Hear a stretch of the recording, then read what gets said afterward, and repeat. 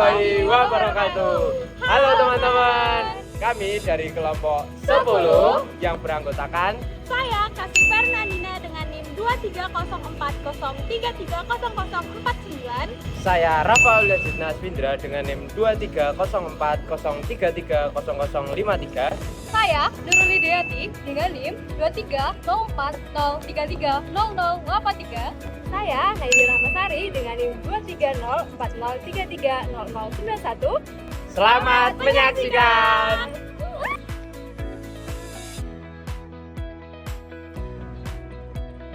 Dr. Sutarjo Karto Hadikusumo atau yang lebih dikenal dengan Sutarjo merupakan salah satu tokoh nasional yang berpengaruh di masa pergerakan. Beliau ini merupakan sang pencetus petisi Sutarjo yang memberikan harapan baru terhadap kebangkitan nasional Indonesia.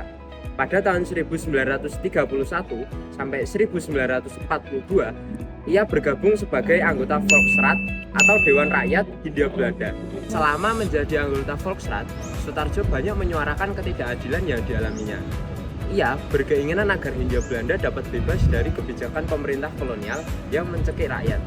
Ia berkeinginan agar pemerintah kolonial memberikan kesempatan yang luas bagi bangsa Indonesia dalam persoalan politik dan pemerintahan. Banyaknya penangkapan yang dilakukan saat itu seperti penangkapan Soekarno, Mohatta, dan Sultan Syahrir membuat kegiatan pergerakan di Indonesia menjadi terhenti. Menanggapi hal itu, Sutarjo sebagai anggota Volksraad membuat beberapa upaya yang dapat membangkitkan semangat pergerakan, antara lain dengan mengadakan pertemuan dengan tokoh-tokoh besar Belanda dan pemerintah bantuan dengan anggota Volksraad. Namun, kedua upaya tersebut tidak berhasil.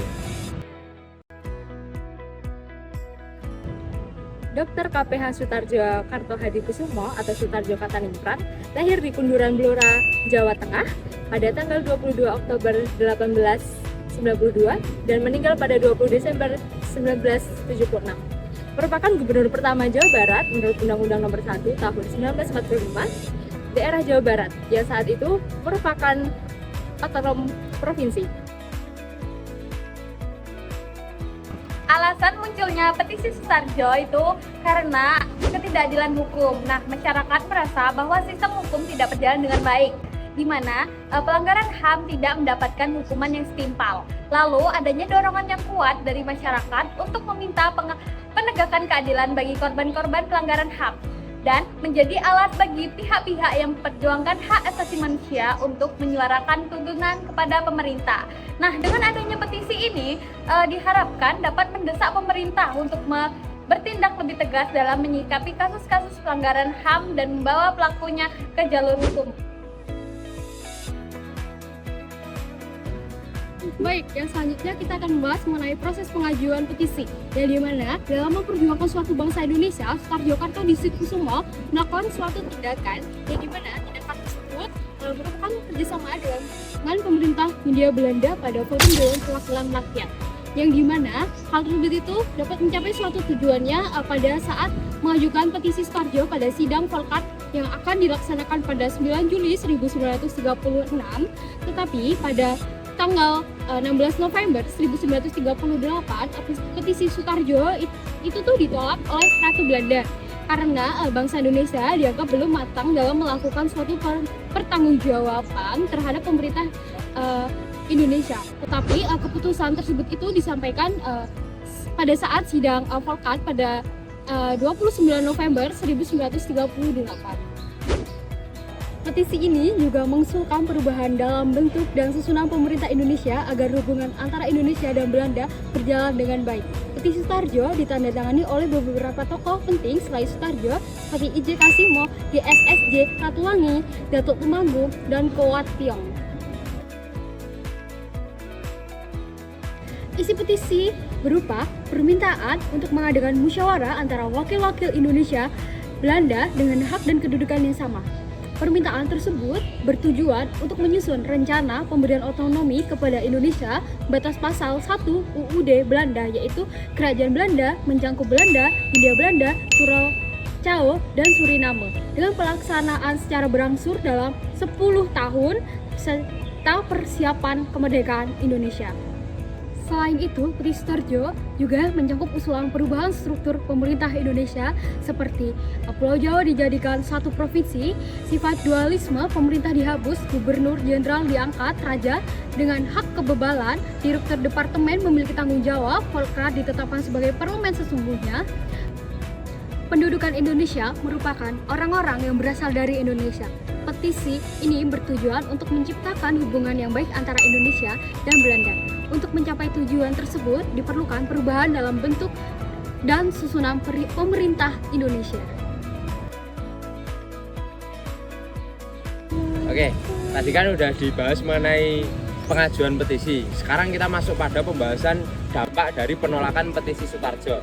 Nah, jadi penolakan petisi Sutarjo itu menimbulkan rasa kekecewaan terhadap masyarakat, terutama pada pejuang nasionalis. Nah, tapi dari para pejuang bukan menganggapnya sebagai kelemahan untuk meruntuhkan semangat nasionalisme, tetapi justru malah menganggap kegagalan dari pengajuan petisi ini sebagai titik balik untuk memperjuangkan kemerdekaan secara kooperatif atau melalui jalan damai.